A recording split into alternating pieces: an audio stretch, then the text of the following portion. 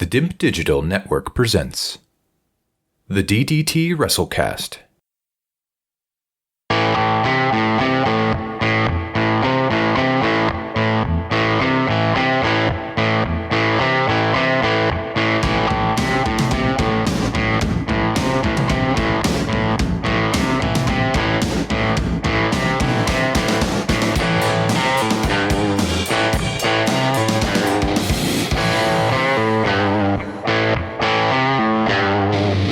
Hello, Apps here from DIMP Digital, and welcome to the DDT WrestleCast. On this edition, we are here to recap AEW's latest pay-per-view, which was Double or Nothing, and I've called in the main man himself, Paper, as my tag team partner. Paper, how's it going? Yeah, I'm good. I'm now wondering what our tag team name should be. Oh, now you've said that. Yeah, now I'll put you right on the spot here. It's I don't know, Chimp and Paper. Who knows? You know, put it to the fans. Paps. There we go. And it's Team Paps. Team Paps. We'll see if anyone comes up with anything better. Just tweet us at DIMP Digital and or at DDT WrestleCast, I should say, and we'll come up with a name at some point. But this is AEW's first go at a pay-per-view since the COVID era of wrestling began. I guess that's what we can call it, because it's definitely not the norm or what we've been used to for 30 odd years or so. And it took place at Daly's Place in Jacksonville, Florida, May the 23rd, 2020. Behind closed doors, as expected. No fans there other than the wrestlers and a few other people. Like apparently Vitor Belfort was in the crowd. Cool. I don't know. Really? Yeah, I don't know. I saw some people in the crowd. I didn't realise. Yeah, there you go. They had some random, I guess, higher profile people, but no, I guess, run-of-the-mill fans were allowed in. But it was a reasonably long one. Now, we just come off the back of Money in the Bank, which was 2.5 hours. This was 3 hours, 44 minutes, which is closer to 4 hours than it is 3 hours. But we'll muddle our way through it and see what we thought of it. Not going to cover the buy-in. So we just been that pay-per-view card only. Casino ladder match kicked us off. Now, I must admit, I kind of didn't understand the concept of this until probably the latest Dynamite, just before they kind of explained it. But essentially, a man would enter the ring every 2 minutes, and it would start with two people, and you could get the chip. There's a Double or Nothing chip hanging from the roof, I guess. And if you grab that chip, you then get a shot at the World Championship. So it's a high-profile match in terms of what you can win. I must admit, we didn't have Ray Phoenix. He was supposed to be on it, but he fucking broke his back nearly when he'd done that flip on Dynamite the week before, landed flat on it, didn't get caught.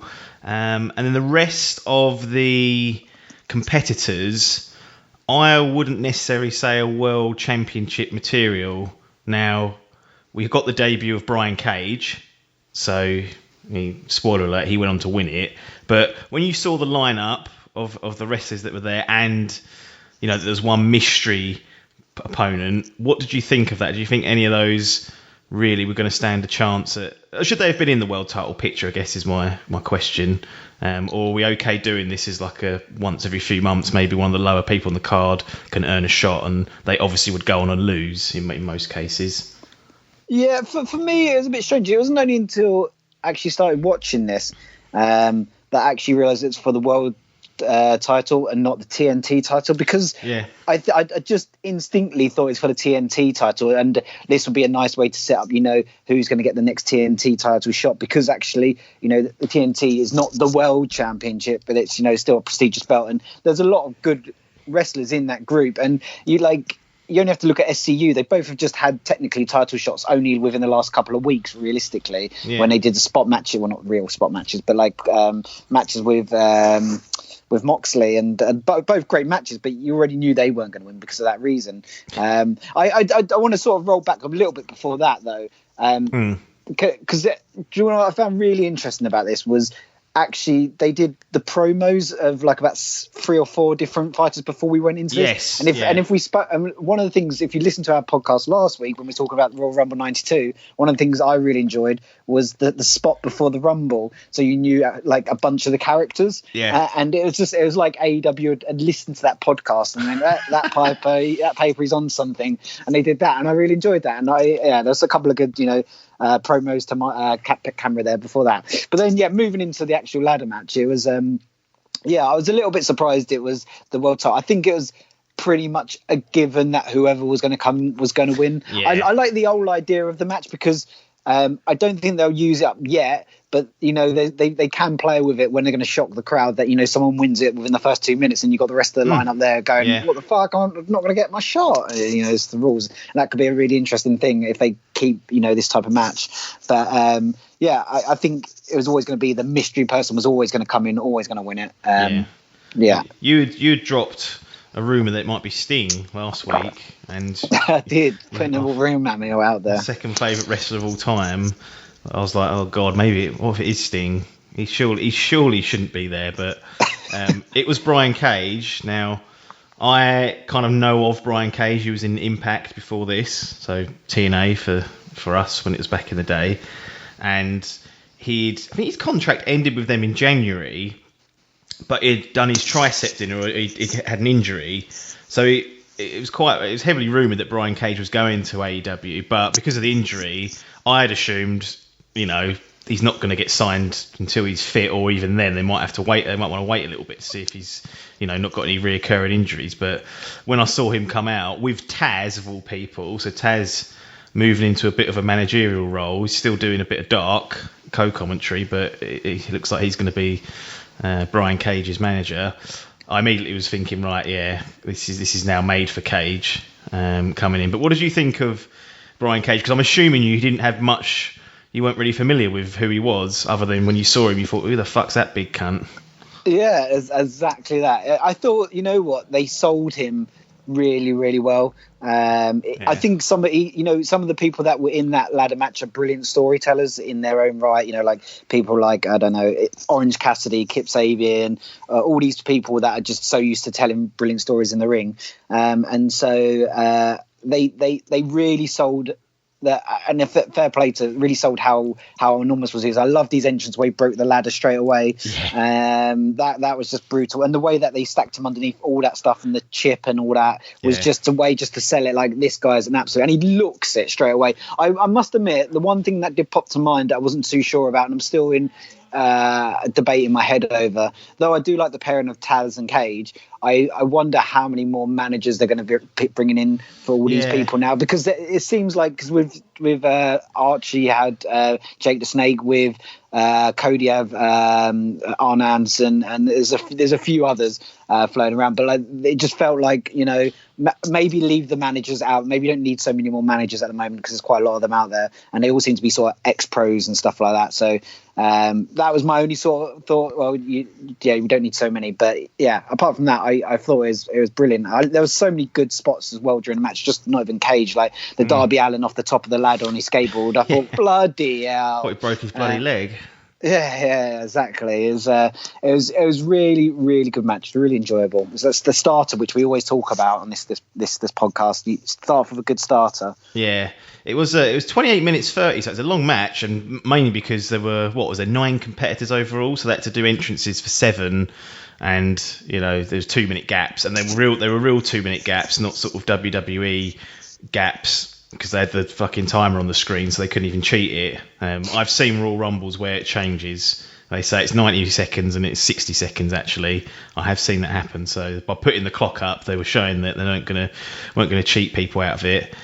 What did you think of Orange Cassidy's shtick in this one? Because he was playing the sort of buffoon that didn't even understand how the ladder match worked, or wasn't bothered, or there's spots where he was trying to sort of stand on a flat ladder to reach the chip. But what did you make of him in this match? Because he was kind of like one of the outstays who weren't really taking it overly seriously in comparison to the rest.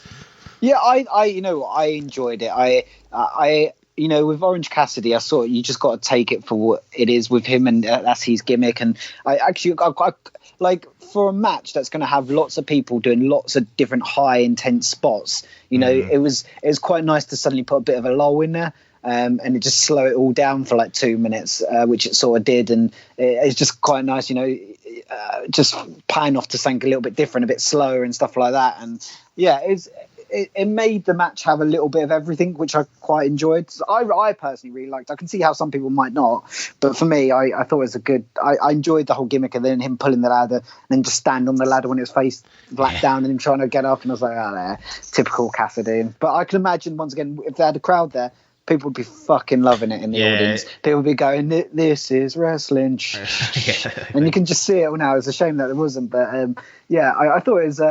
It was fun. It was the thing as well. It was what, a 2 minute, not even that, because there was other things that happened, but about a minute to a minute and a half sort of segment, and then that sort of disappeared a bit and it went off into other stuff. So it wasn't like it was a whole match of really sort of degrading it. No, what I liked about the match was Kip Sabian coming out, and immediately, because it's no DQ, because there's no ramifications for doing this, Jimmy Havoc and Penelope Ford were just getting involved. It's like, that's what you would do, wouldn't you? If you had a group and you were a heel and you didn't care about honour, you would just bring your mates out and they would just lay waste to people where they couldn't try and help you out.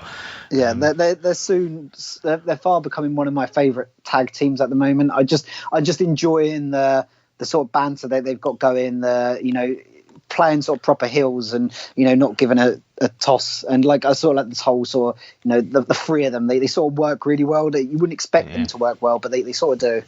Yeah. What did you think of Jimmy's sort of white suit with blood splatter on it? I thought it was just fun, wasn't it?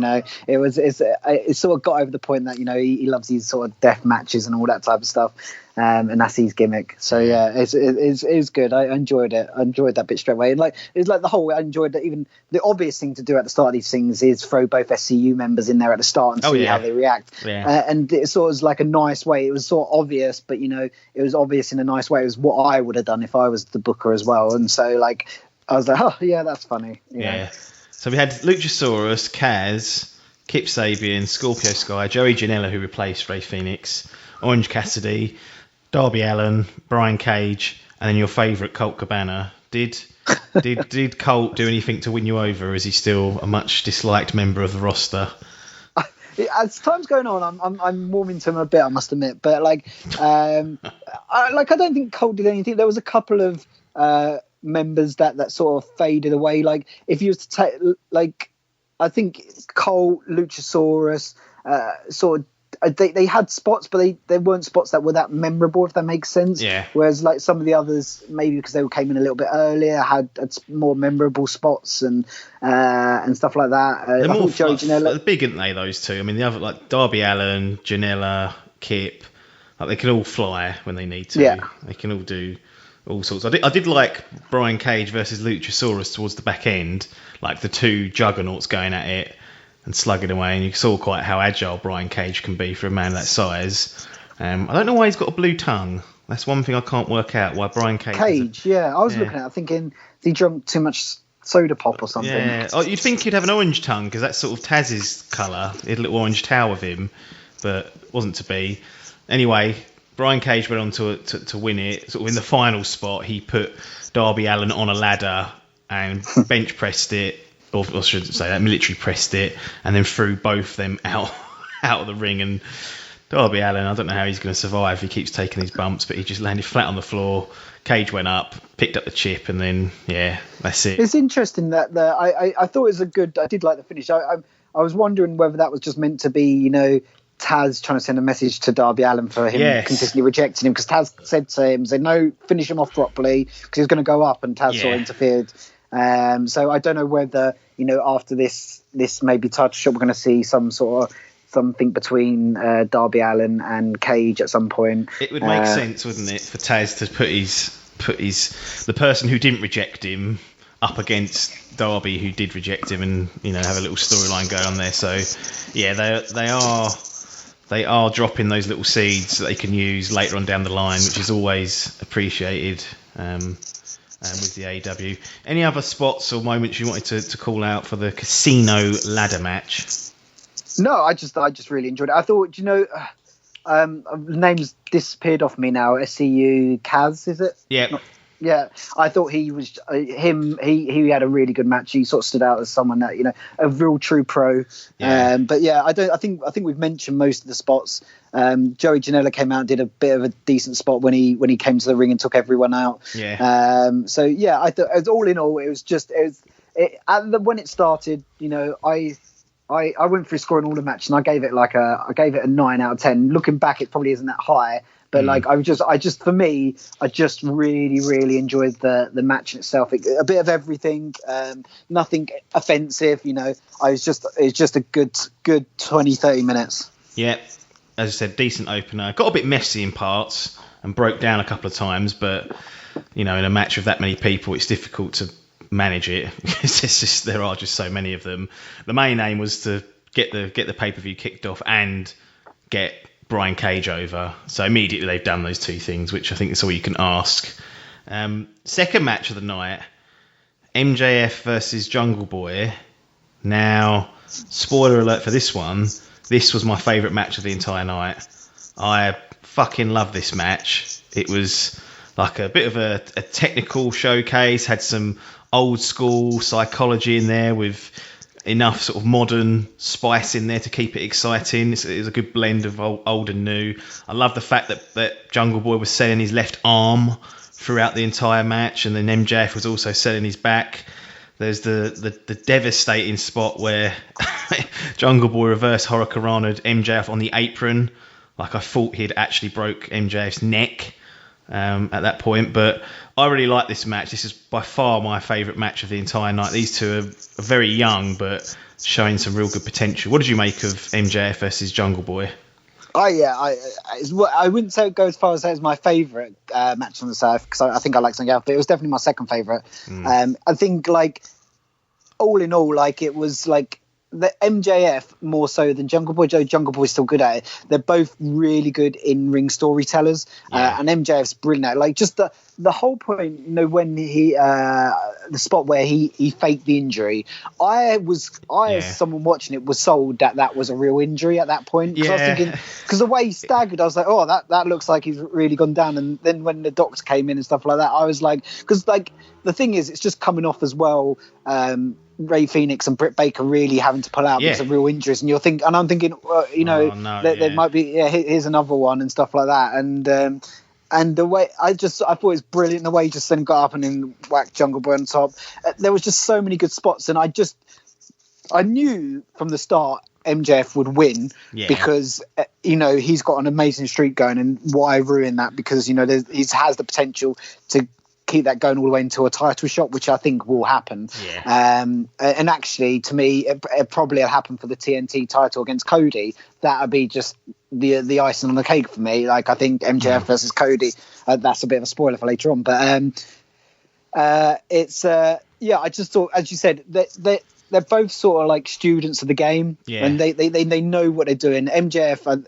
You always hear people talk about him saying, he knows all the old school stuff and all like that, and so I think it's I think they're just brilliant. I think at one point Jungle Boy power bombed MJF off the ropes, and I thought that was it. For me, if that account was free, I was convinced that was it, and I was so surprised to see MJF kick out of that one. I thought it was brilliant. The finish. The more I look back on it, the more I'm forgiving on it. I wasn't fully convinced at the time. I don't like quick little things that just suddenly happen, and when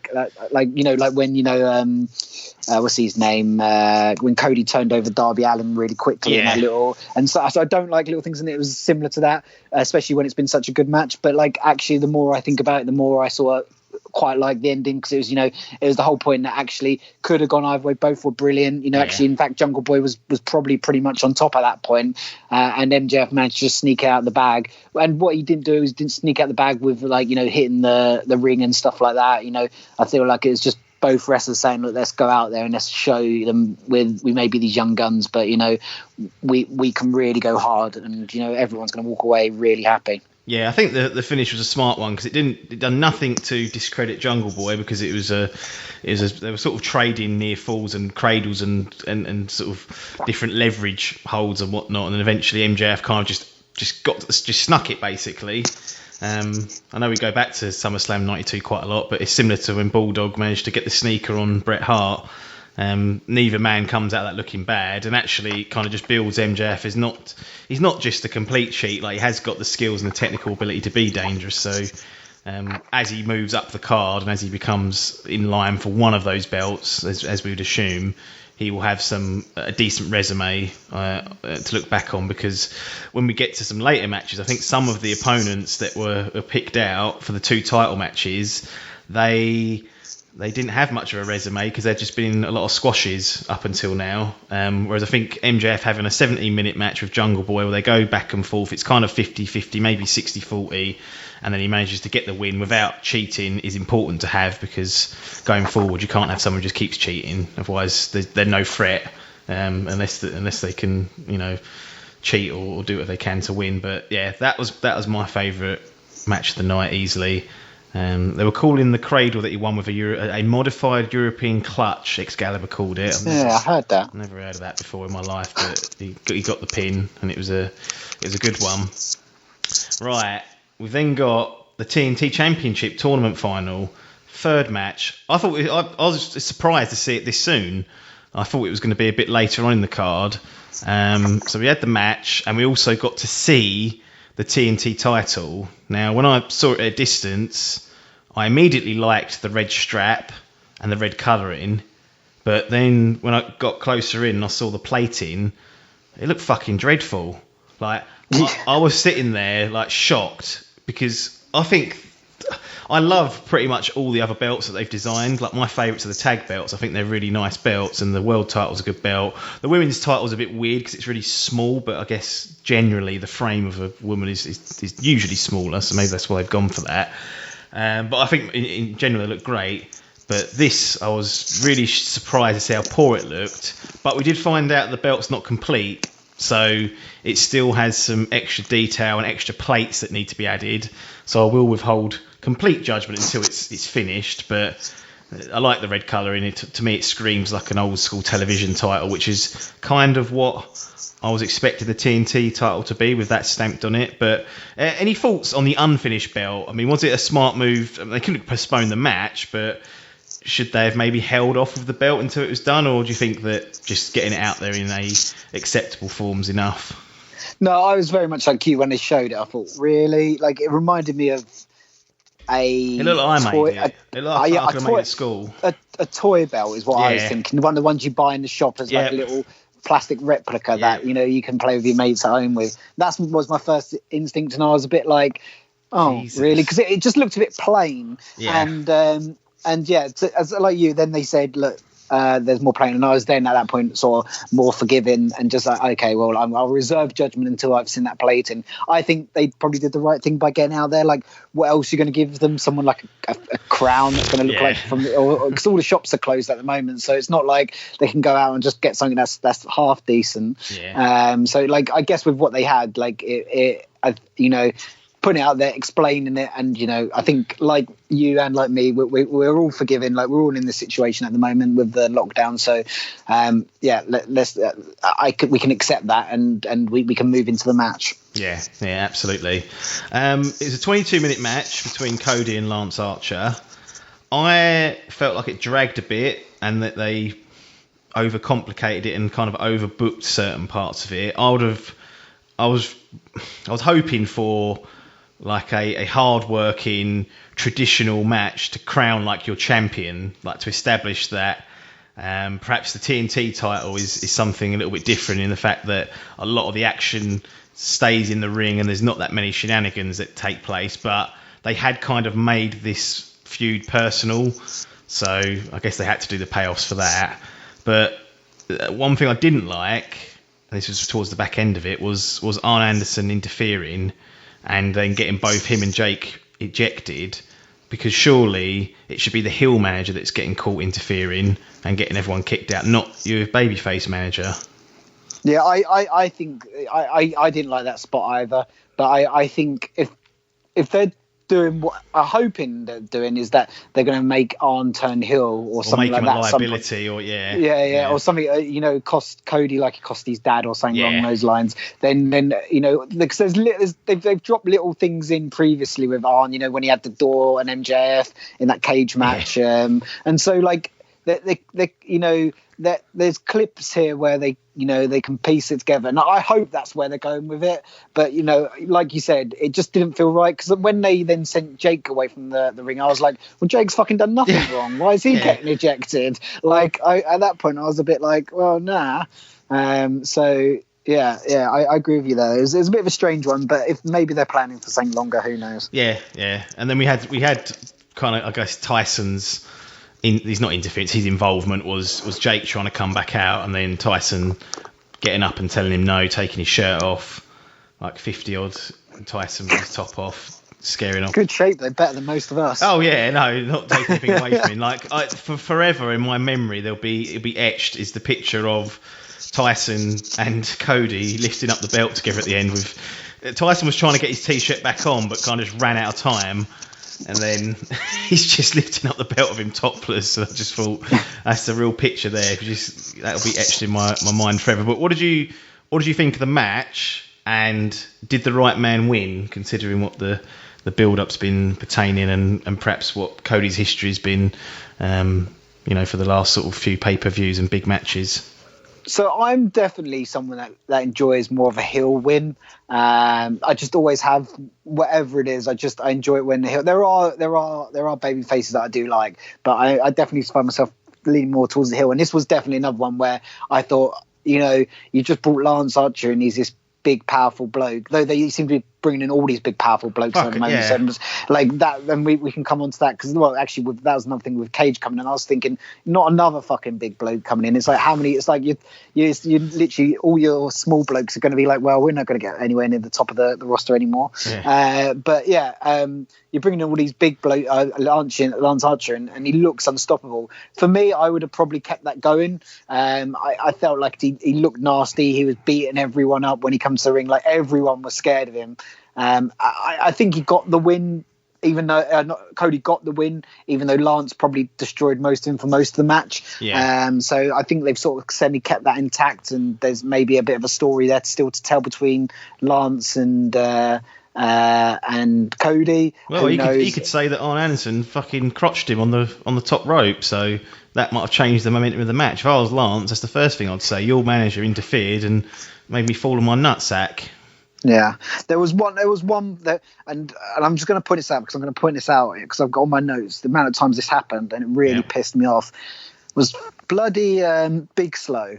Like, she was standing at the side of the ring, and she just seemed to not interfere, but you could hear her voice screeching at certain points, getting right into the rest. And I was like, someone get her out of there, like, or at least get her. Like, she shouldn't be.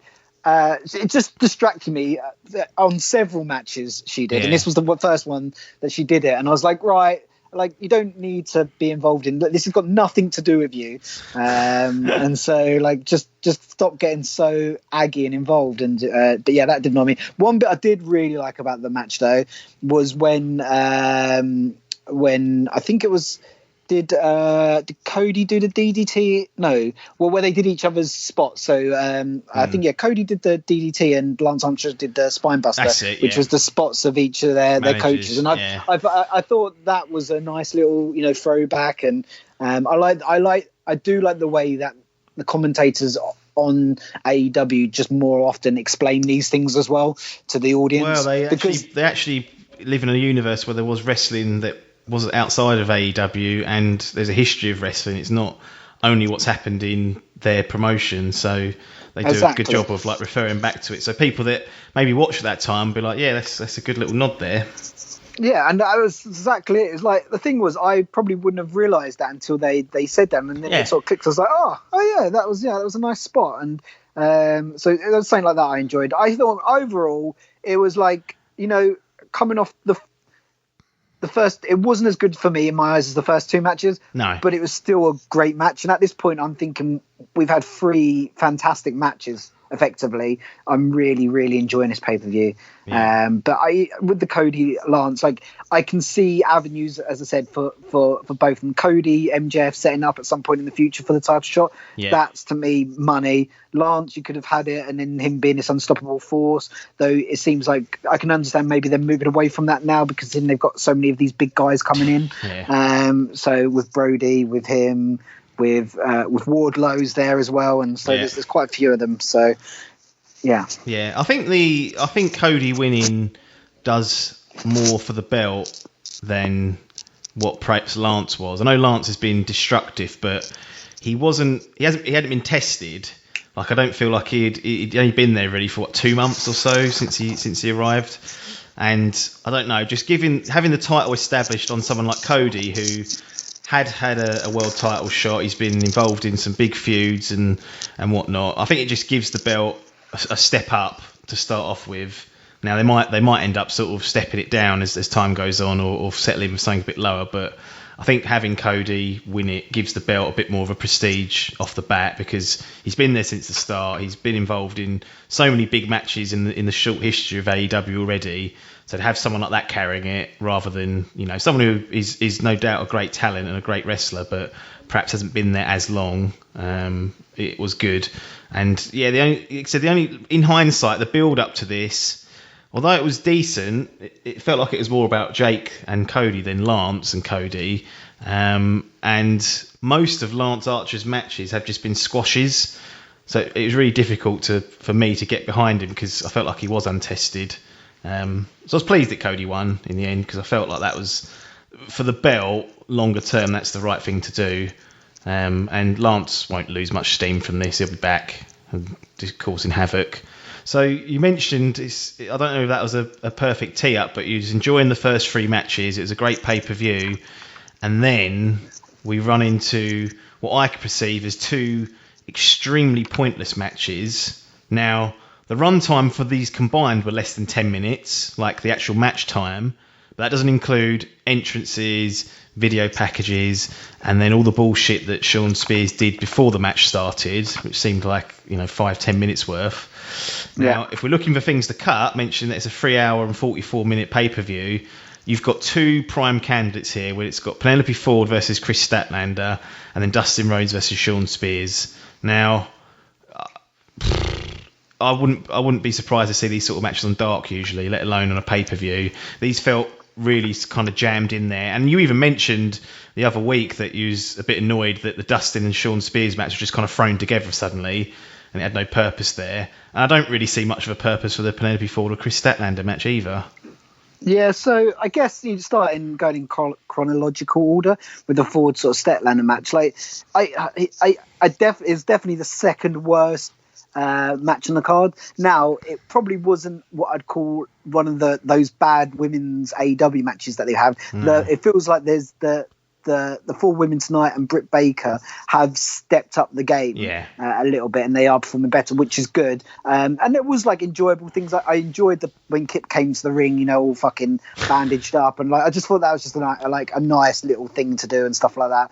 And there was some good stuff, but like you said, like it wasn't meant to be Penelope Ford. It's meant to be Britt Baker. Yeah. But you have to feel a little bit sorry for Britt Baker, because there's clearly was going to be a push there to get her, and I wouldn't have been surprised if she was going to be the next number 1 contender. Well, so I feel exactly. So I feel like it's a bit of a shame. I know. So I sort of got, but yeah, equally so that even with Britt Baker, that is to me a Dynamite match, maybe not a pay-per-view match, because there wasn't any sort of build up there. It was sort of just thrown in there. And it could have been done better elsewhere, or at least give me a bit of story beforehand. And it wasn't. So it wasn't a bad match. Like, all in all, wrestling, I kept it short at least. Yes, short. There was a couple of missed shots and stuff like that, but nothing that you can't overlook in the grand scheme of things. So I was at this point, I was like, oh, it's a bit of a pointless match. The next one, I was was just fuming with. I was just like, why are you making me watch this? And maybe they could say, well, we're just trying to go for a lull in the pay-per-view and maybe slow it down and stuff like that. But still, once again, no backstory to it, just thrown out there. Do you know what it reminded me of? The fucking Bobby Lashley part in the WWE Money in the Bank. Because why do it? Like it made no sense. Don't give me that. And equally so, it sort of to a certain extent feels like the Spears versus Dustin match was, hey, we're the Cody's mates spot in the pay-per-view. Like, Cody obviously is one of the vice, and maybe I'm over-egging it. He doesn't get a choice in all the matchups and stuff like that. But like, Dustin had disappeared for a while. He didn't deserve to be on the pay-per-view. Spears, fair enough, he'd been putting in some work in some of the darks and stuff like that. But once again, didn't deserve to be on the pay-per-view in what all happened. Once again, that would have been a really nice segment on Dynamite, but not on the pay-per-view. Like, I would have got behind it on Dynamite. And not only that, it just felt like it was just a bit shit. Like, the whole sort of bit where, like, he went down to his pants. I didn't particularly want to see Sean Spears' arse as well for like 5 minutes. No, like, I was worried. There was a pattern of Tully Blanchard's face on the front of Sean Spears' pants. And when he first ripped off his trousers and saw like fucking Sean Spears' arse crack, and then when he turned round, because it was from a distance, I couldn't tell. I thought his bollocks had fallen out, like the front or something. I was like, oh my God, I can't believe it. Sean Spears' bollocks or cock and ball is hanging out on pay-per-view. And then as it got closer, I was like, oh, it's a print of Tully's fucking bald head, which does look like a bollock. I will retain that opinion. But I was thinking, oh God, what an absolute disaster. But yeah, I mean, it run for 3 minutes, 20 seconds, and Dustin beat the shit out of him. Didn't do anything for Dustin Rhodes. That's not a big comeback fight for me. That's throwaway. And Sean Spears. But was he coming back from? We got 2 weeks. Yeah, I know. 2 weeks he'd disappeared. Like he'd lost the match against Lance Archer. Yeah. Fair enough. So had fucking Colt Cabana a week before him. Yeah, and so, and you're like, oh, he's dead. Look at him. He's like, oh, it's like, you know, if you want to play the whole dead, let it go longer than a week and a half. Don't just be like, guys, he's gone now. And like, it wasn't even like when Dustin had his Kip Sabian match in the tournament, they were like, oh, he's put his career on the line, and he's like, oh, well, and then he doesn't do it for the Lance Archer, and then it's like, it's all these mixed messages, and it's just all in all poorly executed. Like, I just didn't need it. It just didn't need to be a part of the pay-per-view, in my opinion. I agree. It didn't need to be part of it at all.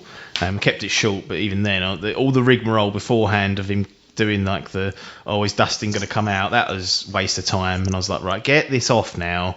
We just need to be cracking on with this. I kind of knew those two matches weren't going to fill me with joy, and I was surprised they put them back to back, because I think that would have took the energy out of people watching it. And it was bloody silly o'clock in the morning here as well when I watched it, and I was like, Jesus. Cool. Did you watch it live? Yeah. It's not too bad. Once you get a few coffees in, it's not too bad actually. But gone are the days of beer now. No, yeah, that would knock me out. Yeah, I had some wine that night actually, but that was the first time I drank in like 4 weeks. So I had I think I had a bottle and a bit, and then I was like, cool, that might put me to bed.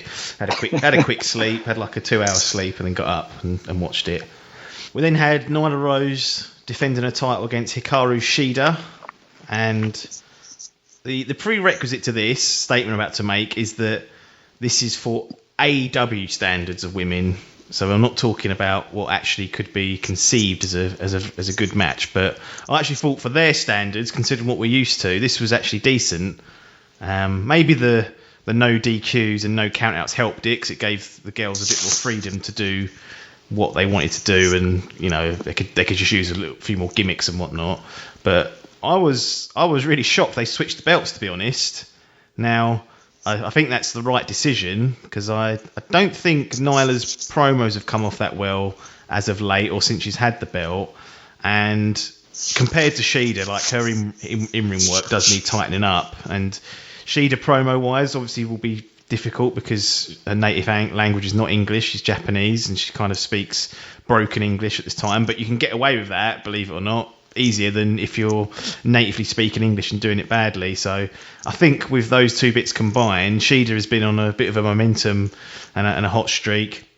She's a good worker, probably one of the better ones that AEW have got, and I think overall it's right to put the belt on her. But I was just shocked that Nyla Rose kind of lost it so soon, because I had this vision of them just sending her on an unbeaten streak for a long time, and then someone coming along and managing to pip her. But it's gone already for Nyla Rose. The title has been lost. Yeah, I was in the same boat. I was surprised that Nyla was going to lose it so soon. However, with that in mind, you know, they didn't have the tag belts on this card. No. Mox has only recently just won the world title, and so realistically, this is the only belt that they could have changed on this pay-per-view, in my opinion. Yeah. Obviously, they're creating a new belt in the TNT belt, but yeah, it's in my opinion the only belt they probably could have changed. I personally, on the match, I loved it. I thought this was brilliant. I don't know why we've not been getting more of this in the women's division. And I think even one of the commentators alluded to it in the commentary that Shida did a lot of these type of matches back in Japan as well. Yeah. And you look at it, and I didn't understand why they did this type of match until they were actually in the match doing it, because I thought, all right, this is clearly a match for Nyla Rose to do whatever she needs to do and stuff like that to come across. But actually, you found out that Shida has done a lot of these matches, and actually she did them really well. And there's some really nice spots during it. Like there was going through tables, there was lots of kendo sticks, there was chairs, there was poker chips being thrown around and also been hit against. And so I all in all, I thought, like, as you said, in terms of AEW standards, this is probably, if not my favourite women's match I think I've seen now today on AEW. They definitely stepped it up a level, and they've still got things to do and to learn and stuff like that. But actually, all in all, was generally a really good pay-per-view match. Yeah. I was worried because we'd just come off two shitters. They weren't both shit. But yeah, and AEW's women's division sometimes haven't always put themselves across. Sometimes, most of the time. Yeah, I think we discussed the last pay-per-view. I think it was, I'm not sure if we did it on this podcast or not, but I remember us both saying that the Nyla Rose versus Riho match, the Statlander, that was it. It was just appalling, dreadful. And we both just hated it. And but yeah, this to me feels like they're going in the right direction, and it was a good match. I actually scored it at the same level as the Cody Archer match in terms of my scoring of how I enjoyed the match. And so that, I think, sort of says that, from a fan point, it was really good. And yeah, I think I'm looking forward to seeing where Shida goes with the belt. The only thing that I think, which is the interesting thing looking at it all, and to give away spoilers of where some of the other belts are, so close your ears now if you're listening and don't want to know where the Mox belt goes. But they now, every belt is with a baby face. And so I'm thinking they've got, personally, even if they're going to give up the tag belts, they're going to go to best friends because they're the sort of number one contenders at the moment. So that's some more baby faces. I can't give it to them. I'm sorry. Well, the thing is, like, they're not defending it. That's the problem. That's we'll come on to this later. Well, we can talk about it now, I suppose. But like, they're being too involved in this elite versus, and they're not defending it. And I'm like, well, that's where you start, rubbishing a belt and losing that belt's appeal. There's so many good tag teams in that division. I even saw, I think, in the crowd, Blade and the Butcher back in the crowd, and I was like, oh, they're back. In their street clothes. I don't think Blade had a top on, which was weird. Butcher just looks like a what doesn't matter what he dresses up in, he looks like a fucking absolute crackhead. And even like the WWE, not WWE, the two that left the WWE, the Revel or whatever they're called. 100% are definitely coming to AEW. I think they're going to be the ones that get the belts. I think they'll come in as a heel team and they'll get it off them. I can't, in all good conscience, I can't have Kenny Omega and Adam Page lose to best friends. I just can't. I can't accept that unless the Inner Circle come in and Costa. Maybe, I don't know. Maybe that will rumble on. But they haven't been defending the belts. But to be fair, Adam Page was in lockdown for much of this COVID kind of era, I guess. So they haven't been had access to him, which is a shame. But yeah, at some point they need to start getting those belts defended and keep them in people's, the forefront of people's minds, because it feels like Best Friends have been winning for like 15 weeks in a row now just to keep the number one spot, so they can eventually set up this match when they get a space for it, or when everyone's available to do it. I think I don't think I'm hoping you're right and they don't win it. They're a fun team, but they don't deserve to be tag team champions. No, I would agree with that. I'm hoping the Revival, who will be known, I think, as the Revolt, providing they have signed with AEW, they come in. Well, have you watched the episode of BTE this week? Yes, I have. Well, then you at the very start you would have seen the Elite mocking the clothing that Vince McMahon was going to get them to wear, which to me just strikes me as that they're coming over, and they're just dropping subtle hints every now and then. Yeah, they got to be on their way, you'd think. It's just, I guess, finding a space for them to debut. But yeah, Shida put on a good performance. I think Nyla Rose played her part in this match as well, and we've got a new champion. Kendo stick to the head, and then drilled her with those running knee strikes. I don't like that running knee strike as a finisher too much. I prefer a Falcon Arrow, but there you go. One of the things I did like about the finisher, and actually I've got a note here, was I enjoyed the way she had to. It felt like she had to put several moves on her in a row. It's like a momentum and then thing. Keep trying to pin it. And it just felt like you're getting over that. Nyla Rose is this big, strong woman that is really hard to put down, but eventually you got there, and I really enjoyed that finish to a match. Yeah, it was a good match overall, especially for the women's league, and Shida will now carry the mantle, and let's hope she can continue having good matches with whoever they pair her against. Speaking of monsters that can't be put down, a very similar story being played out with Jon Moxley versus Brody Lee. For the AEW World Title match. It wasn't the longest match, ran about 15 minutes and 30 seconds, but this was another physical, brawling title defense from Jon Moxley. He's kind of settled into that. You kind of know what you're going to get with his matches. They are these very deliberate and physical type matches. A little bit like, not quite at the same intensity as what Steve Austin's matches would be, but they have that kind of just a lot of punching and kicking and just battering the opponent rather than straight up kind of wrestling and technical stuff. But I thought this match was decent, and I think actually done a good job for Brody Lee in the end, because much like Lance Archer, he hadn't been tested really since arriving.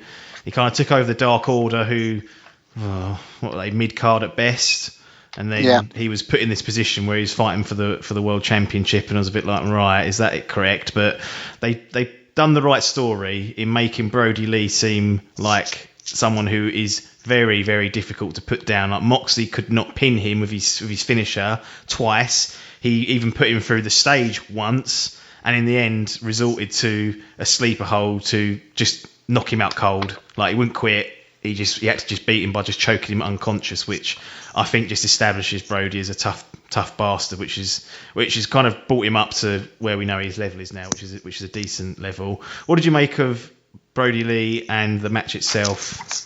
Well, so interestingly enough, this was my favourite match of the card. You don't even like Moxley. See, and this is the interesting part of it, and I've not really got an awful lot of time for Brody Lee either. I just thought so it was one of those ones I just kept watching, and in my head the score kept going up and up and up, and it started like a little bit slow, and it was at about 7, and then slowly goes to an 8, and then it just kept working its way up, and like the way it finished and it climaxed, it was brilliant. Like, I've got another point. My only annoyance with this was actually, and I didn't mention it in the last match as well, fucking Big Slow, you could hear her again getting involved when Brody Lee went close to her. She's like, rah, rah, rah, and I was like, get her out. Like, she shouldn't be in the baby faces. She's I don't know, she's some sort of Vicky Guerrero. She was there as well. She was on the hillside of things. But yeah, anyway, back away from that point of me getting annoyed at Big Slow. Even at one point in this match, Big Slow tried to kick Brody Lee when they went over, and I was thinking, "Fuck, why is she trying to?" I think it was like Sonny Kiss pulled her away, and I was like, "What? This wouldn't have been involved in any of the pre-planning. She's just trying to get herself a name out there a bit more." Annoyed me, if AEW listening, tell her off for that. Anyway, but back to the match. Yeah, I really enjoyed it. Like there were some big moves in there for some characters that are not really known for big moves, and I think what they're more known for is they both put their body on the line, which frankly I hadn't seen from Brody Lee since he'd come in, because he'd been his Dark Order-esque and just had some squash matches. Yep. Moxley had this opportunity with people like Joey Janela and stuff like that, and has really sort of cemented himself in that. So I wasn't a big fan of Moxley's last match against Hager. I thought it was all right. I think it's just a bit boring, if anything. But this one sort of had a bit of everything in it, and so they both did supersede or whatever it is through the ropes and stuff like that, which I enjoyed. I loved the bit when was it that Mox got back dropped onto the railings that had been propped up. That looked hard. I loved the bell spot where he went over on the table through the table and bell. Brody Lee's ankle looked like it smashed against some fence there at that point. And you're thinking, crikey, they're really putting their bodies on the line. They're both sort of all over the place, and it kept going. I absolutely loved the paradigm shift through the ramp, because it was my understanding was to this point is all filmed live in one sort of sitting rather than sort of cut up, and so actually there have been people walking over that ramp all night, and then maybe they pulled away something during the match, or someone underneath it and stuff like that, so I made sure he went through it. But I was completely sold with that, and I just really, really enjoyed that spot. To me, going through that, that was proper Attitude Era type. And then Brody Lee comes up bleeding. And you're like, yes, exactly. Yes. You're now you're a bit older. They're probably down there cutting himself and stuff. They're not meant to now and stuff like that. And I absolutely loved the fact, and you mentioned it. The finish was that he couldn't put Brody away by pinning him, and the only way to do it was to sub him, and actually it wasn't that he got subbed out, it was the referee stopped him and he's not moving, and so it's like when you watch someone in a UFC bout where they haven't given up, and they'd rather have their arm broken or they're out cold and stuff like that. You think, well, at least they didn't tap and stuff like that, they didn't give up, and so I think Moxley's doing well. He's holding that title well. It hasn't done Brody Lee any disregard, because I now think it's enhanced him. I think it's established him. So. Exactly, as a sort of top 5-6 sort of contender. He'll obviously have to step away a bit, but maybe they've got. I'm not sure where his next storyline's going to go, or whether they're actually going to keep that going for a bit. But it'd be I'd be interested to see where they go with Brody. Now I feel like he's a top 6 contender, but I don't want to see him have another one with Mox turning too soon. I think that was enough for me. I really, really enjoyed it. Cull it there. Mox is now clearly got to move on to Brian Cage, which should be an interesting angle. I don't know how they're going to do that, we shall see. I think the only concern I have with Brody Lee is that he's still attached to the Dark Order, and I don't want him to get bogged down in that sort of bollocks too much. I mean, they've not been as bad as they had previously, but there's still a little bit of a stench attached to it, that he's eradicated a lot of it, because he's kind of been like the face. We haven't seen Evil Uno and Stu Grayson, because I think they're in Canada, so they've not been able to travel. But I think that's done them a favour, because it's just been all about Brody Lee, rather than it being about sort of the weird-looking Evil Uno in a mask, and Stu Grayson, who doesn't wear a mask, and you're like, why is he not wearing one? Exactly. I do like I don't like, like you say, I think if they're going to have minions, just have faceless minions. I've quite enjoyed that. I've quite enjoyed number 10 being faceless. And actually, there's a point of me looking forward to, when does he get revealed? Will he turn on Brody Lee at some point? Will he just break and stuff like that? And I've quite liked that angle. The Evil Uno part, it just seems a bit gimmicky. Yeah. And they tried to bring him back on Dark. Well, not Evo Uno, but another tag pair of the Dark Order. And I feel like that part they could, just push away to the side and maybe get that out, and just have these faceless people, and then have maybe one faceless person that clearly stands out, like number 10 does, and just think, oh wow, I really want to see what he's up to and stuff like that. Number 10 is Preston Vance, who was on a Dark. He may have even been on a Dynamite at the start of all this, and I think we may have previously both spoken about him, that was both impressed seeing him, but he's now fallen into that number 10 role. So I'm interested to see when he comes back, because he got his arm broken and Brody Lee just sort of left him. So, but I'm hoping that I can't see who the Dark Order can really feud with. Maybe they can do SCU, but they've kind of done that. Christopher Daniels has been put down by Brody Lee, so that's kind of the end of it in my view. So I hope he doesn't get too snarled up in the faction wars, and he can just put a decent run together in the singles competition, because that's where he's at his best, I think. I think we discussed it before, like with the factions, they seem to be getting too many in AEW at one point, and then when you get too many, you can quite easily spot the ones you don't enjoy as much, and the Dark Order was sort of quite, one of those teams where you like the Elite, you like the Inner Circles factions. Yeah. The Dark Order just doesn't have that same sort of appeal as those two do. No, they don't at all. So all those 7 matches that we've spoken about were all live. So that was a live segment of the thing. So if you was wondering about the spot through the ramp, that was done, there and then. There was no cutaways or anything like that. It's a completely live product. But the main event, I guess if you can call it that. Well, before you go on to the main event, there was the spot of them promoting the toys, and I've just got I think I've got a notice saying toys look like shit. 1 out of 10. Like I when I saw it, I was like, if they'd got like little pop vinyl things or something like that, I was like, oh, they're quite fun and stuff like that. They're action figures. You can wrestle with them. Yeah, true. They are action figures. They're not like pop vinyl stuff. But I was a bit disappointed when I saw that. I was like, maybe the thing is, definitely kids would like that type of stuff. Like but is AEW's audience really under 10? I don't think they are. I thought they were going to announce a computer game when they started it.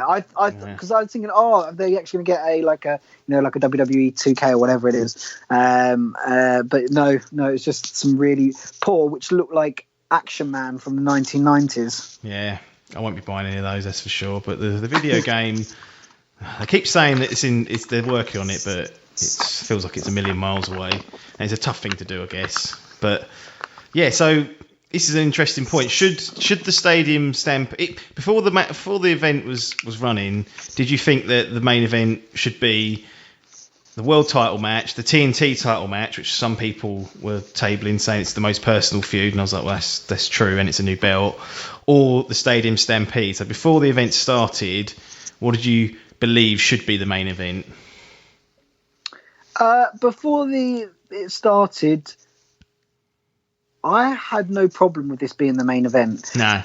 Mainly because of the story being built up into it, and it felt like this potentially was the final chapter, whichever way it went. Where if it was the Inner Circle, you could see the Elite sort of somewhat disbanding a bit, and being like, well, it's not meant to us. If the Elite win, the Inner Circle, what happens? Like you can see them being like, well, we're not going to keep fate. It just felt like the end to a certain extent before. And so it does have I would say their biggest names in it. People that have been there from the start, the Jerichos, the Omega, the Young Bucks, all those people that had been there. And I think it was right. It earned the number one, the top bill spot. I wouldn't have been surprised if some companies have put maybe like the Mox above it. The TNT belt I could have happily had. Maybe, I thought it was fine where it is. If you cull the Ford and the Dustin matches and forget about them, like the TNT belt is a new belt, and it's nice to have the women's belt after that, because it gives it, say, it's more prestigious because it's been there longer, which is fair enough. I think the ordering was done fine. I didn't have any problem with any of it. The orders. No, I think I was about the same. I didn't really want the TNT match to be the main event, but I wasn't fussed over the world title and the Stadium Stampede, because I knew the Stadium Stampede would be something completely different. And in hindsight, that going on last was 100% the right call, because it was a crazy 34 minutes from start to finish. I enjoyed 90% of this. I hated 5% of it, which I'll let you try and guess what part I didn't like. And I thought the finish was spectacular, but they blew it in a way, because they showed too many replay angles of it, which clearly showed it was a crash pad. Like, there were angles where it looked more devastating had they just stuck with just two standard angles, but they kept showing all different angles, and you could kind of see And we all knew it was a crash pad, but the illusion was taken away from us because you kind of could see them bouncing off it. But can you guess the 5% or the one spot that I didn't like and hated? And people say hate's a strong word. I say sometimes it's justified. If it's the same as me, and we can talk about this in a minute, it would probably be the Matt Hardy swim pool. Yes.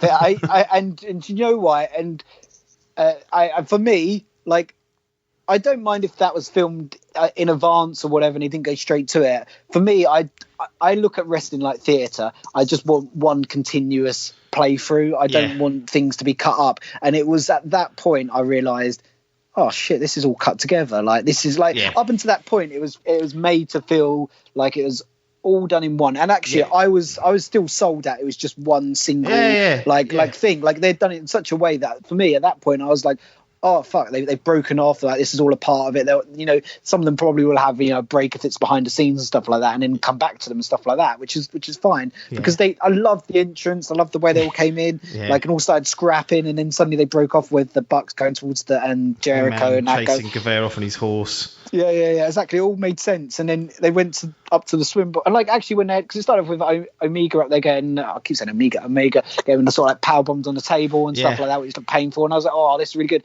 And then they went out and they threw him in the pool. And then when he started changing clothes, I was like, oh, this isn't all one. Because in my head, I was like still thinking this was, and I was like, right, I'm looking in the swimming pool. Where's his jacket? Yeah, like he's just clearly taken off. Because I thought, well, you know, maybe they've got him just wearing all the clothes in once and he's going to just quickly like take off different clothes, but he didn't. No. And that point I was like, oh, that's ruined the illusion of it's all one fight for me now. So it was frustrating because it felt like at one continuous match, like it was shot traditionally as though it was a legitimate contest taking place. I knew it was taped, but when it first started and when I heard it was taped, I was thinking the worst. I was thinking, what was it called? Boneyard match. I was thinking Firefly Funhouse. I was thinking corporate building ladder and I was thinking, God, this is going to be. They're going to finally do it, and that's going to be not it, but that's going to be like their version of it, and I'm just going to have to just accept it. But then when it started, I was like, no, they've got commentary. They've got JR, Tony Schiavone, and Excalibur calling it as though it's happening. I'm sure that they are taking rests and editing this, but it's not coming across that way. Like, they're doing a really good job of, you know, like you said, having it as a continuous shot, almost like theatre, and then they just crap on it all with that pool incident, and it's just like one of those things. It wasn't needed. It's a 34-minute match. You could argue it was too long in some, and that's one bit you cut out. That's one bit you definitely cut out because it just completely breaks. And I know this is I'm a bit worried with Matt Hardy being there because he just seems to. He's got a lot of creative ideas that aren't set in the traditional kind of world of wrestling, and I feel like a lot of his visions involve fourth wall breaking stuff like this, and the Bucks probably buy into it. And once you've got two of them or three of them that want to do something, it's going to go through. And that I was really, really was devastated when that happened because I was like, you've done such a good job up until now. And then the annoying thing was, even after that, it was fine. Like, it was just that one moment, sort of somewhere in the middle, that broke it. I mean, there's a bit where Matt Jackson's doing the locomotion Northern Lights, and we're led to believe he did it for 100 yards, and we all know he didn't. Yeah. But it was shot in a way that it could have happened that way because it was cutting back and forth. But this bit in the middle just completely broke it all away, and I was like, that's shit. And it's an inside joke thing. It's like I can't remember what they call it now, the Pool of Resurrection or something that Matt Hardy's done previously, either on Impact or on his own YouTube channel. It's just like, no, I don't want it. Stop it. Don't ruin my Stadium Stampede with that. And it did. He could do the clothing. I've sort of come around to Matt Hardy's gimmick. Like, I'm still not 100% sold with it. Yeah. But like, I'm sort of semi coming around to it, and I don't mind him changing his character and being like this thing. Yeah. But, you know, just change in real time. Like when he went into the ice box in the last sort of semi, you know, street fight that they had. Like, I got that. I thought, oh yeah, he's gone in there, he's got changed, put a new thing on that. That's fine. I can live with that because it's all still one continuous thing. Don't be going into that pool and then cutting to him then under the pool doing the symbols, the Hardy symbols and all whatever he's doing, and just being like, well, this is really happening. Because at that point, I'm thinking, well, is now the commentators just watching the video back of all of this? And all these questions start running through my head and I've just lost the immersion of that match. And at this point, I had this match at like at a 9.75, as high as you could get it. And then it went all the way down to a 7.5 because I was like, well, that's just, and it might be that I'm a bit old school with this, but just I like immersion and I like to think, these things are really happening. And I don't mind too much if you have to like break to a cut and stuff like that, and you edit in such a way that that's something just happened and it had to happen. But as long as I don't realise that, then I'm more than fine. And they that's what they seem to have done. But I didn't realise that until Matt Hardy did his pool change, and at that point you're like, well, you're throwing it in our face now. This is just what WWE does. Yeah, and would they have been better off just position because WWE, when they've done their 3 sort of cinematic matches, would AEW have been better off just doing it as a cinematic match, and at least once it starts you just know what you're in for? Whereas I felt like I was tricked here. I was tricked into thinking they're going to do this like properly, or at least perceive to do it properly, and they're doing a really good job of it, and then suddenly they went, nope, this is happening. Matt Hardy's managing to teleport or change or transform into other characters under the water, and I was like, If you just set the boundaries from the start that it was going to be a bit like this, I'd have been like, right, this isn't my thing. I can sit back and just accept it for what it is and then forget about it. But I felt betrayed. I'd argue that the point up until that point, and maybe even the points after it, were our thing, and so they've sort of they've hijacked our thing. And they did. That's what I mean. It's a betrayal. I don't like being betrayed. It was, and there'd be some people out there that fucking love it. And I was listening to a lot of people afterwards, and a lot of people did really love it.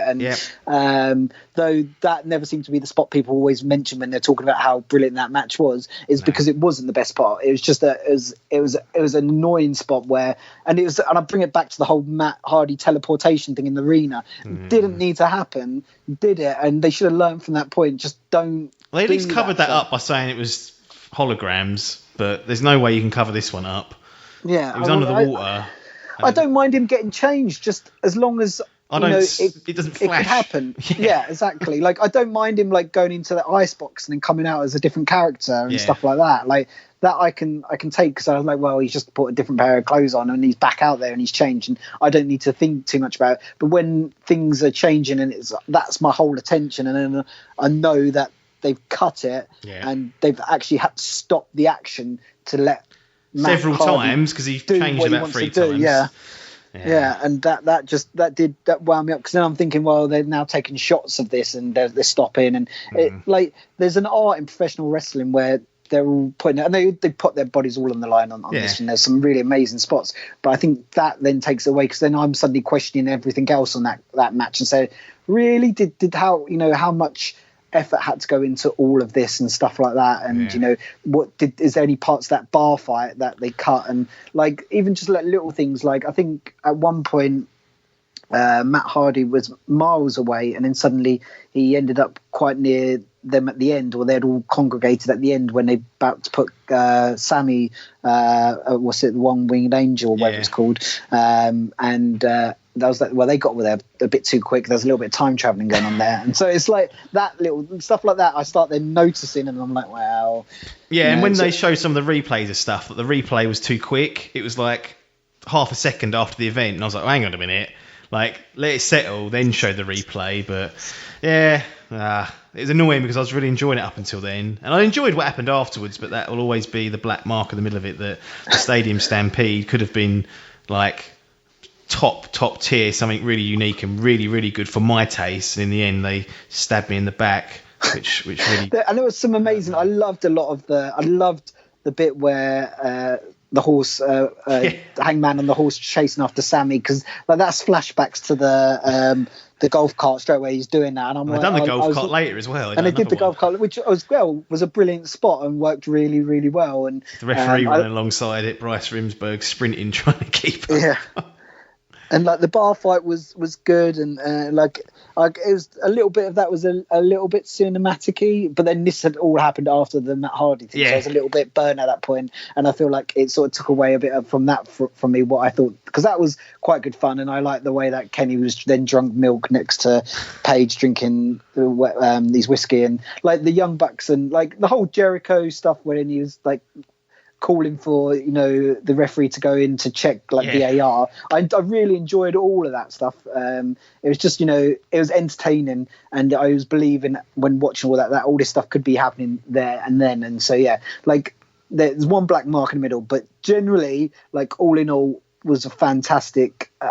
I preferred it a lot, and this is probably where we have to compare it. Like I preferred that style a lot more than the WWE cinematic style. I think there's, as I said, there's a few things that we would change on it still. Yes. But like I think if they're going to have stuff like that, that's closer to what I want the pre-recorded cut things to be like. Yeah, I mean, just having the commentary is a big difference. It feels like it's happening, it's being called.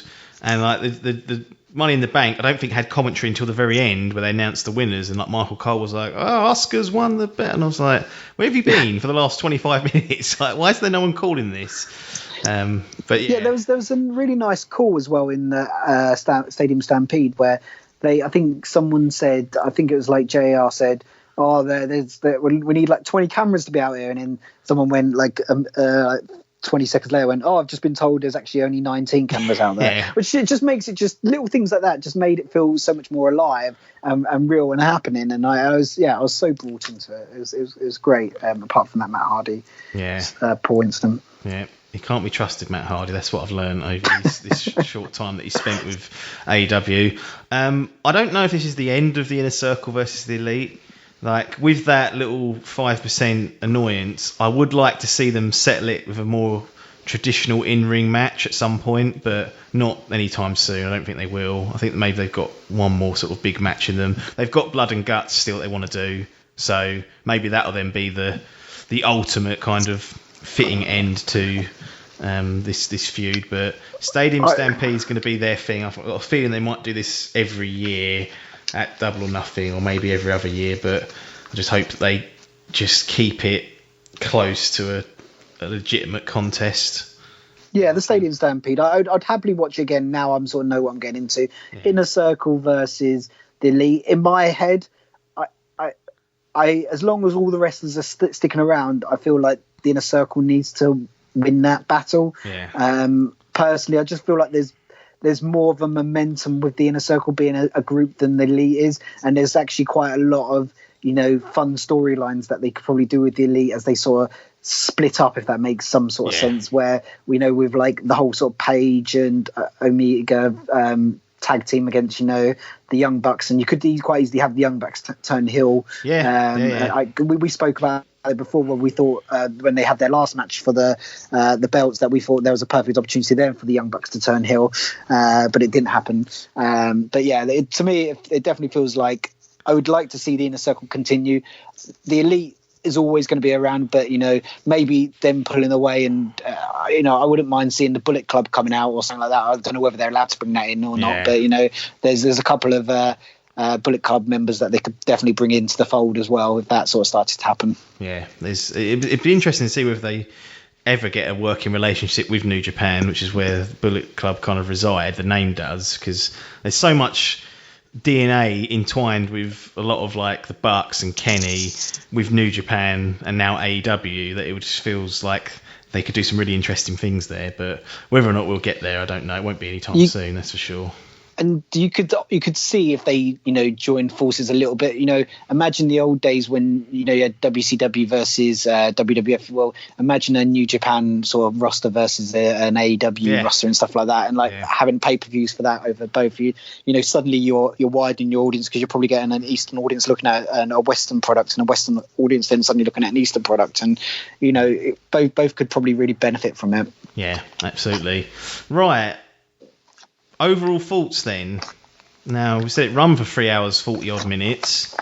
Did it feel like it ran for 3 hours 44 minutes, or did you think it kind of whizzed by? Or we've said two matches that we definitely would have cut because they just seemed there was very little effort put into them at all. But other than those two, any other cuts or issues you had, or overall was you satisfied with the matches they put on?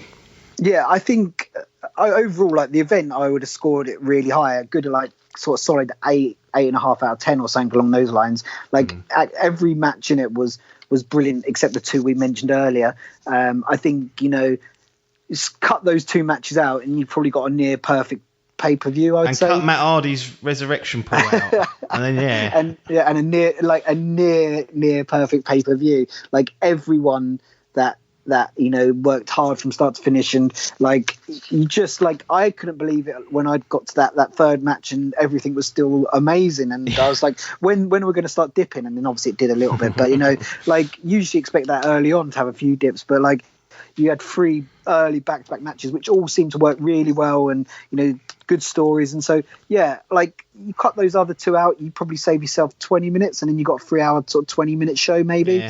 And I think that would have whizzed by quite happily. Overall,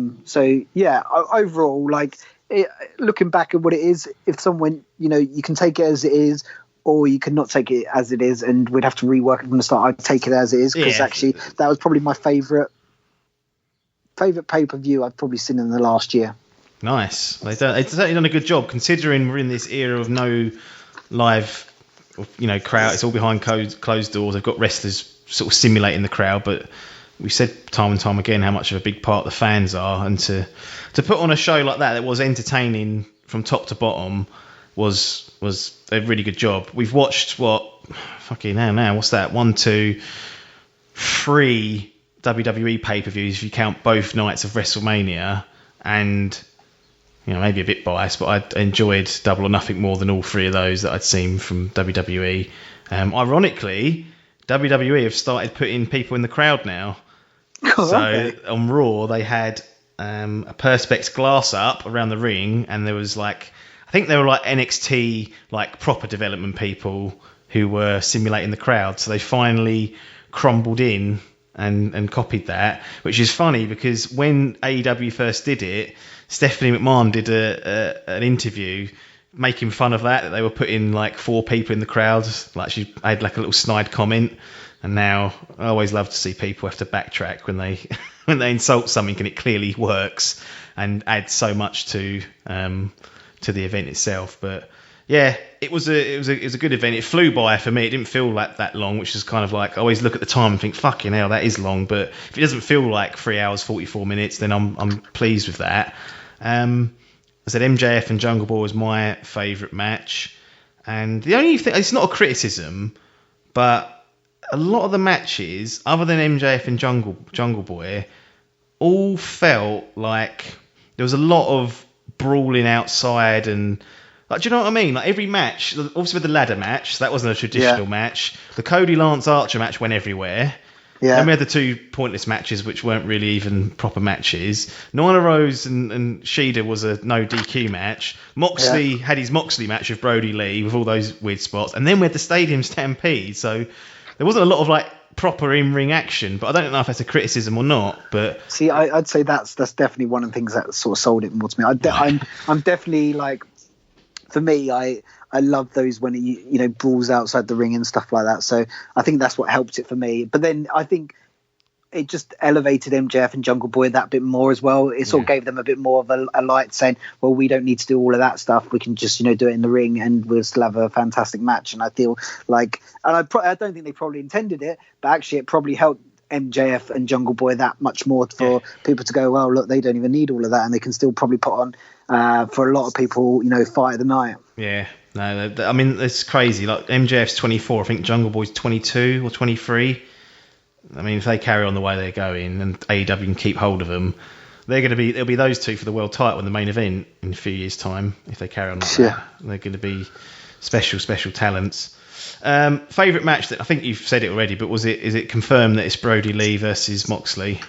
Yeah, for me, like I just enjoyed the way the match kept building and building and building. Moxley will take this accolade to his grave because he knows he's hated by you. So to get this award, he'll be very pleased. Yeah, he can take it. We'll see. I think maybe it's also because I maybe was expecting to not enjoy the match as much, and I know I was sort of surprised that I enjoyed it. That elevated that a little bit more for me. So yeah, I just to me it just felt it had a nice tempo and it was just built up and up and up and up, and I felt like it finished. Of all the finishes that night, that was probably the closest to perfect finish, I'd say, out of all the matches. Yeah. Great match, great event. AEW knocked it out of the park for sure. I'm pleased to see that. And the great thing is, we're not going to have another pay-per-view for about another 3 or 4 months. So we haven't got to worry about having to stay up late or pay out for anything. So it's nice to have these gaps so all these storylines can go away and breathe and we can have new ones put in their place rather than having to always battle towards the next month's pay-per-view. This structure's working well. One small note before we leave, and it's a bit of a somber note. On the media call or scrum after the event, Tony mentioned that they were planning to bring Fyter Fest to the UK this year. Yeah. And obviously because of COVID, not happening. But we could well have been sitting there watching Brian Cage versus Moxley in the flesh. Yeah, it feels very much like I like the fact that Tony's told us that that's what they were planning to bring, because it actually makes me feel like, like got the confidence UFC, that they're going to bring something good. Yeah, it's something good and not just a normal like a Dynamite and a Dark show or something. Like, though they will probably obviously have a Dynamite as well over here, but like it feels to me like they want to do something special a little bit anyway, which is nice. And it's a shame that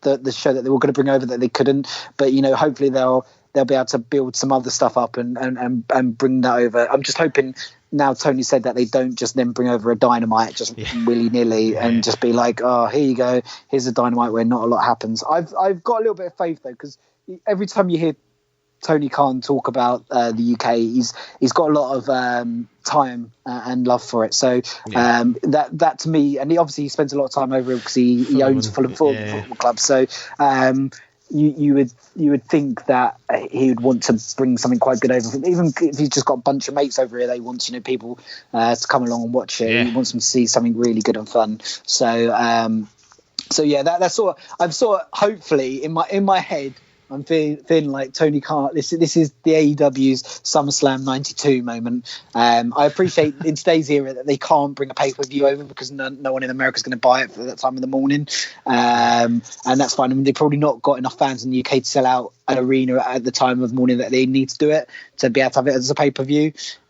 So I completely get that. But these matches like Firefighter and stuff like that, whatever it's called, and even Blood and Guts and stuff like that is the perfect type of thing to be bringing over to like UKs and other territories as well, not just the UK, because they can pre-tape those, and they don't need to be live, and it means it does make the other territories therefore feel that little bit special, because we do understand they can't bring a pay-per-view over, but we just want to feel a bit of love, I guess, and that the opportunity, because 9 times out of 10 that belts are only ever going to change on a pay-per-view, and so if you're going to go and see some raw tape and you're probably just going to get some crap or just some build-up bollocks, whereas at least if at a semi-pay-per-view you're going to get a major part of a storyline or a belt change and stuff like that. And so I think that's what I'm here for. I'm here to watch hopefully Pac take home the TNT Championship. That would be that's a good time to do it. It's a shame Pac's stuck in Newcastle and hasn't been able to take part in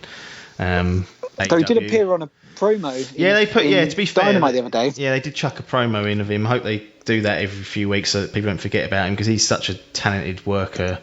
And there's a lot of people that are missing out, but obviously being from the UK, he's top dog really in AEW. Like, we love Kip, we love Jimmy, but packs the boy when it comes down to levels in the game. But well, we won't be back next week. That's one bit of news. There'll be a trailer going live next week for this podcast. So what's happening is we're kind of officially coming out of the beta period of the DDT Wrestlecast. We've done like 8 weeks of it now or so.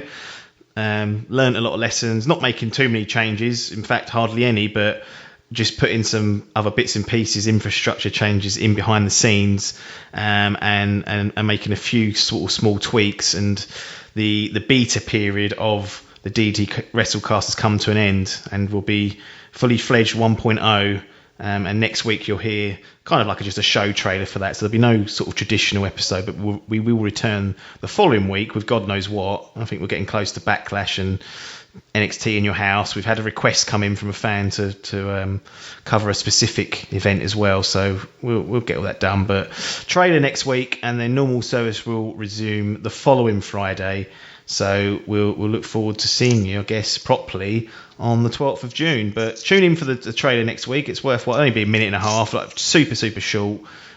Just sort of kicking off the show and getting it out of this sort of trial period and into its fully fledged weekly slot. So Paper, as usual, thanks for teaming up. Team Paps live strong on the DDT Wrestlecast, and we will get you back on with an event of sorts to review, whether it's a modern day one or a classic one from yesteryear. But everybody else, thanks very much for your time, and ta-da.